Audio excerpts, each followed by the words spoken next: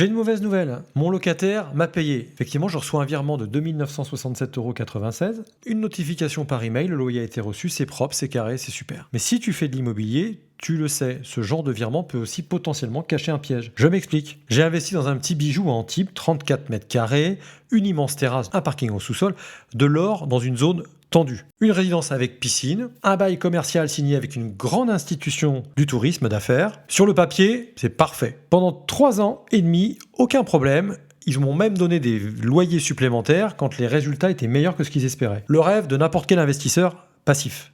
Et un jour, je reçois un mail, en octobre. Désolé, on va avoir un peu de retard sur le paiement du trimestre. Je panique pas parce que jusque-là, ils ont toujours bien payé.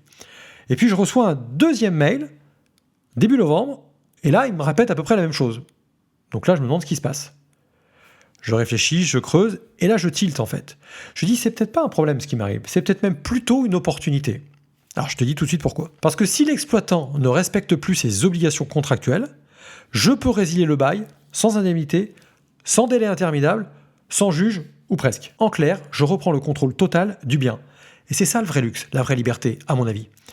L'idée, c'est d'y mettre des étudiants en hiver ou un bail mobilité en transition, et l'été, je mets des touristes. Résultat, meilleur rendement, une source de revenus diversifiée, plus aucun locataire intouchable, ou presque. Alors oui, dans certains cas, un mauvais payeur, ça peut être une porte de sortie. Mais cette fois, il a payé. Voilà, j'ai mis en place une procédure, il a payé. Parfaitement, virement carré, il a mis 3 semaines, mais tout est en règle. Alors non, c'est pas forcément une bonne nouvelle. La vraie leçon pour moi, elle est là. Parce que le vrai risque en immobilier, c'est pas forcément le manque de paiement, mais ça peut être d'être coincé dans une structure figée, un bail qui t'empêche de faire ce que tu veux. Sans option, sans levier, sans possibilité de reprendre la main à moindre coût. Donc ce bien, il tourne très bien. Aujourd'hui, il fait 7% de rentabilité brute, mais je vise éventuellement de le vendre en 2026. Donc si toi aussi tu veux investir dans l'immobilier, mais que tu ne sais pas par où commencer, je t'ai simplifié la vie et je t'offre tous les outils que j'utilise. Ils sont à télécharger dans la bibliothèque du Cercle Privé.